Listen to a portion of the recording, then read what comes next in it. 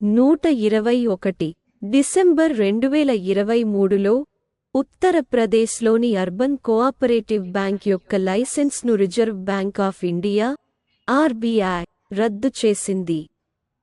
ఉత్తరప్రదేశ్లోని సీతాపూర్కు చెందిన అర్బన్ కోఆపరేటివ్ బ్యాంక్ లైసెన్స్ను Reserve Bank of India RBI రద్దు చేసింది. తగిన మూలధనం మరియు ఆదాయ అవకాశాలు లేకపోవడంతో బ్యాంకు లైసెన్స్ రద్దు చేయబడింది.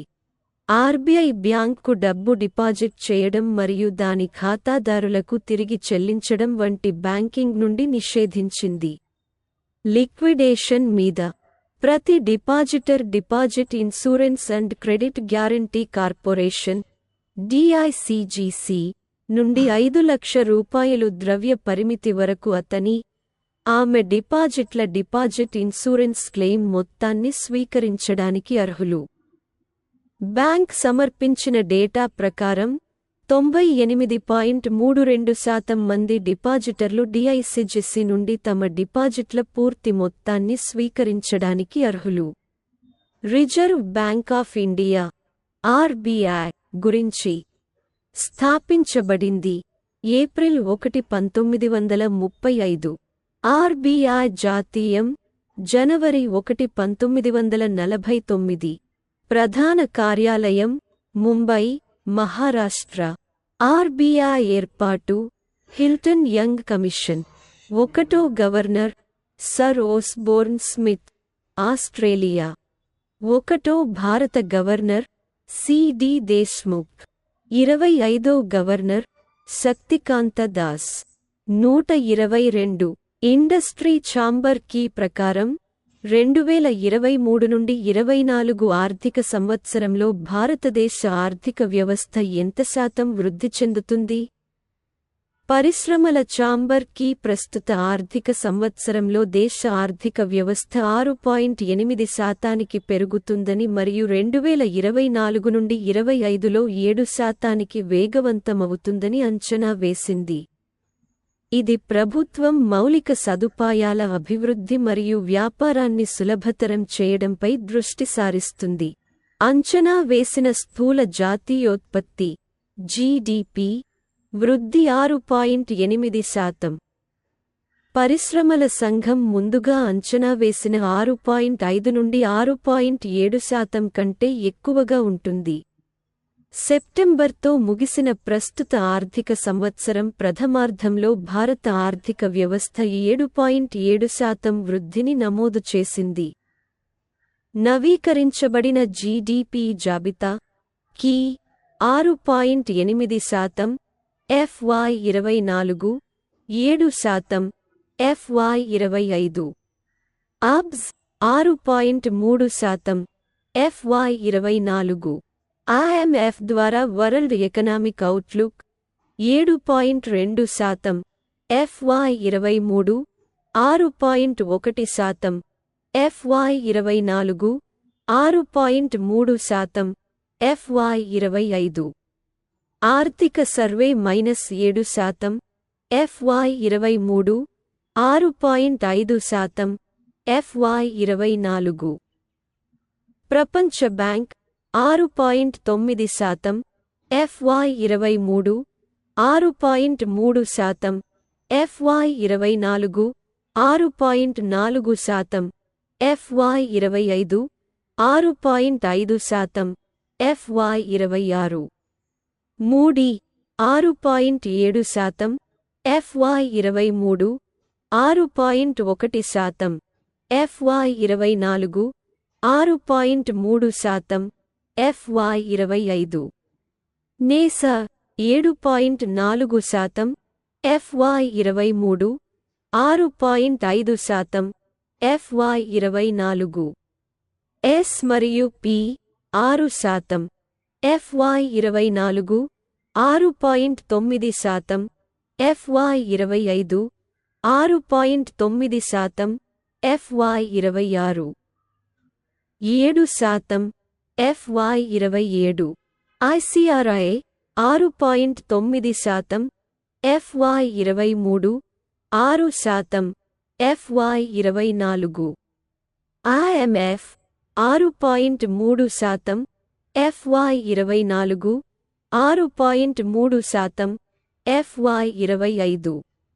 ADB 7%, FY23 6.3%, FY24 6.7%, FY25.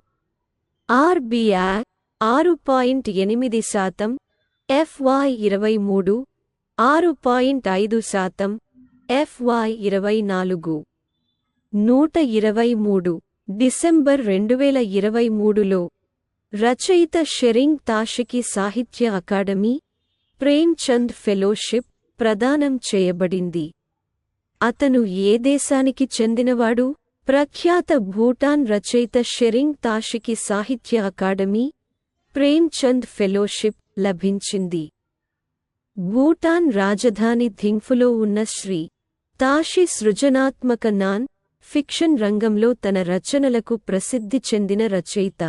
అతను భూటాన్పై అనేక పుస్తకాలు వ్రాసాడు మరియు తన దేశాన్ని యువతకు అందుబాటులో ఆకర్షణీయంగా మరియు ఆసక్తికరంగా మార్చాడు. అతను భూటాన్ ఎకోస్ లిటరరీ ఫెస్టివల్కు డైరెక్టర్ కూడా. తాషి ది బోధిసత్వ రాజు, bold Bhutan beacons, symbols of Bhutan యొక్క సహ-రచయిత మరియు mysteries of the Ravan crown, legacy of Gangjim Ugyen Dorji మరియు myth and memory, untold stories of Bhutan వంటి రచనల స్వతంత్ర రచయిత. ప్రేమ్ చంద్ ఫెలోషిప్ గురించి. ప్రేమ్ చంద్ ఫెలోషిప్ ప్రముఖ హిందీ రచయిత మున్షీ ప్రేమ్ చంద్ పేరు పెట్టబడింది మరియు సాహిత్య అకాడమీ 2005లో అతని 125వ జన్మదినోత్సవం సందర్భంగా దీనిని స్థాపించింది. ఇది భారతీయ సాహిత్యంపై పరిశోధన చేస్తున్న సాంస్కృతిక మరియు సాహిత్య రంగంలో ప్రముఖ వ్యక్తి లేదా భారతదేశం కాకుండా ఇతర ప్రాంతీయ సహకార దేశాల కోసం దక్షిణాసియా అసోసియేషన్ నుండి సృజనాత్మక రచయితలకు ఇవ్వబడుతుంది. పరిశోధన యొక్క వ్యవధి 1 నెల నుండి 3 నెలల వరకు ఉంటుంది. విజిటింగ్ ఫెలో వారి సందర్శన యొక్క సమగ్ర నివేదికను సమర్పించాలి. దానిని ఎగ్జిక్యూటివ్ బోర్డు ముందు ఉంచాలి మరియు క్రమశిక్షణలో వ్యవహరించే విశ్వవిద్యాలయాలు మరియు సంస్థలలో వారి ప్రత్యేకత అనే అంశంపై ఉపన్యాసాలు అందించమని అభ్యర్థించారు. మిస్టర్ తాషి ఫెలోషిప్ని 12వ గ్రహీత పాకిస్తానీ ఉర్దూ రచయిత ఇంతిజార్ హుస్సేన్ ఈ ఫెలోషిప్ని మొదటి గ్రహీత. ఇటీవలి అవార్డులు. ఫైనాన్షియల్ టైమ్స్ ద్వారా bank of the year India award, federal bank. Time magazine ద్వారా 2023 సంవత్సరపు CEO సామ్ ఆల్ట్మాన్. చాట్ జీపీటీని అభివృద్ధి చేసిన ఓపెన్ఐ సహ వ్యవస్థాపకుడు. టైమ్ మ్యాగజైన్ ద్వారా 2023 సంవత్సరపు వ్యక్తి టేలర్ స్విఫ్ట్, అమెరికన్ గాయకుడు.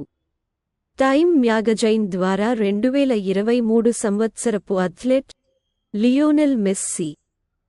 సింగపూర్ యొక్క అత్యున్నత కళా పురస్కారం కల్చరల్ మెడలియన్.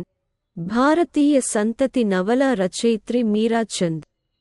124 న్యూఢిల్లీలోని మానేక్షా సెంటర్లో ఆగ్నేయ ఆసియా దేశాల ఆసియాన్ మహిళా అధికారుల కోసం టేబుల్ టాప్ ఎక్సర్సైజ్ TTX ని నిర్వహించినది ఏది?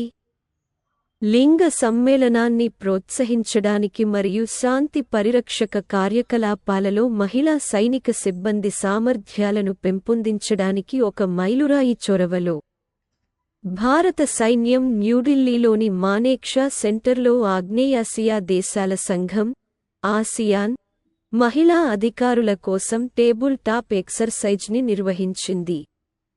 అంతర్జాతీయ సహకారం మరియు శాంతి పరిరక్షక మిషన్లలో సామర్థ్యాన్ని పెంపొందించడం కోసం ఐక్యరాజ్యసమితి శాంతి పరిరక్షక కేంద్రం యొక్క కొనసాగుతున్న ప్రయత్నాలలో ఈ వ్యాయామం ఒక భాగం. ఈ రంగంలో మహిళలకు సాధికారత కల్పించడంపై ప్రత్యేక దృష్టి సారించింది.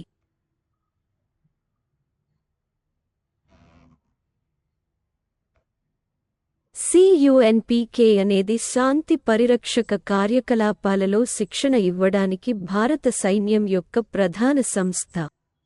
CUNPK ఇంతకుముందు 18 నుండి సెప్టెంబర్ 29, 2023 వరకు ASEAN మహిళా సైనిక అధికారుల కోర్సును నిర్వహించింది. ఈ TTX అనేది భారతదేశం మరియు ASEAN సభ్య దేశాల మధ్య కొనసాగుతున్న ఉమ్మడి సైనిక శిక్షణ యొక్క తదుపరి వ్యాయామం. ప్రపంచ శాంతి, స్థిరత్వం మరియు లింగ సమానత్వం పట్ల భారతదేశం యొక్క భాగస్వామ్య నిబద్ధతను ఈ వ్యాయామం నొక్కి చెబుతుంది. వాస్తవ ప్రపంచ సవాళ్లను ప్రతిబింబించే సంక్లిష్ట శాంతి పరిరక్షక దృశ్యాలకు ప్రతిస్పందనలను అనుకరించడానికి మరియు వ్యూహరచన చేయడానికి పాల్గొనేవారికి ఈ వ్యాయామం ఒక వేదికగా ఉపయోగపడింది. ఇది సంక్లిష్టమైన కార్యాచరణ, శాంతి పరిరక్షక వాతావరణం మరియు మహిళల శాంతి మరియు భద్రతను నిర్ధారించే పద్ధతులను కూడా కలిగి ఉంది. 125 డిసెంబర్ 2023లో విష్ణుదేవ్ సాయి కింది ఏ రాష్ట్రానికి కొత్త ముఖ్యమంత్రి అయ్యారు? కేంద్ర మాజీ మంత్రి, భారతీయ జనతా పార్టీ బీజేపీ నాయకుడు విష్ణుదేవ్ సాయి ఛత్తీస్గఢ్ కొత్త ముఖ్యమంత్రిగా ఎన్నికయ్యారు. అతను కేంద్ర భారత రాష్ట్రానికి 4వ ముఖ్యమంత్రి మరియు ఆ పదవిని చేపట్టిన మొదటి గిరిజన నాయకుడు. ఛత్తీస్గఢ్ యొక్క 23 ఏళ్ల చరిత్రలో ఇతర వెనుకబడిన తరగతుల ఆధిపత్యం ఉన్న మధ్య మైదానాలకు ఆవల ఉన్న ప్రాంతం నుండి వచ్చిన మొదటి వ్యక్తి కూడా. బీజేపీకి చెందిన ప్రముఖ గిరిజన ముఖమైన సాయి జనవరి 3, 2024 లోపు ఛత్తీస్గఢ్ అసెంబ్లీ పదవీకాలం ముగిసేలోగా తదుపరి ఛత్తీస్గఢ్ ముఖ్యమంత్రిగా బాధ్యతలు స్వీకరిస్తారు. విష్ణుదేవ్ సాయి గిరిజన వర్గానికి చెందినవాడు. అతను దుర్గ్, రాయ్పూర్ మరియు బిలాస్పూర్ డివిజన్లలో గణనీయమైన ఉనికిని కలిగి ఉన్న ప్రభావవంతమైన సాహు, తెలి కమ్యూనిటీకి చెందినవాడు. విష్ణుదేవ్ సాయి 2006 నుండి 2010 వరకు మరియు జనవరి నుండి ఆగస్టు 2014 వరకు బీజేపీ ఛత్తీస్గఢ్ అధ్యక్షుడిగా పనిచేశారు. 2018లో రాష్ట్రంలో బీజేపీ అధికారం కోల్పోయిన తర్వాత 2020లో ఛత్తీస్గఢ్లో పార్టీని నడిపించే బాధ్యతను ఆయనకు మళ్లీ అప్పగించారు. అసెంబ్లీ ఎన్నికలకు కేవలం 1 సంవత్సరం ముందు 2022లో ఆయన స్థానంలో ఓబీసీ నాయకుడు అరుణ్ సావోను నియమించారు. ఛత్తీస్గఢ్ను మధ్యప్రదేశ్ నుండి వేరు చేయడానికి ముందు విష్ణుదేవ్ సాయి 1990 నుండి 98 మధ్య మధ్యప్రదేశ్ అసెంబ్లీ సభ్యునిగా తన రాజకీయ జీవితాన్ని ప్రారంభించారు. అతను తప్కారా నియోజకవర్గం నుండి 1990 నుండి 1998 మధ్యప్రదేశ్ అసెంబ్లీ సభ్యుడు. ఛత్తీస్గఢ్లో 2 దశల్లో అసెంబ్లీ ఎన్నికలు జరిగాయి. మొదటి దశలో నవంబర్ 7న 223 మంది అభ్యర్థులు పోటీ చేయగా, రెండో దశలో 958 మంది అభ్యర్థులు నవంబర్ 17న తమ ఎన్నికల భవితవ్యాన్ని పరీక్షించారు. ఛత్తీస్గఢ్లోని 90 అసెంబ్లీ నియోజకవర్గాల్లో బీజేపీ 54, కాంగ్రెస్ 35 స్థానాలు గెలుచుకుంది. ఛత్తీస్గఢ్ గురించి. రాజధాని రాయ్పూర్. ముఖ్యమంత్రి విష్ణుదేవ్ సాయి. భూపేష్ బఘెల్ స్థానంలో గవర్నర్ బిశ్వభూషణ్ హరిచందన్.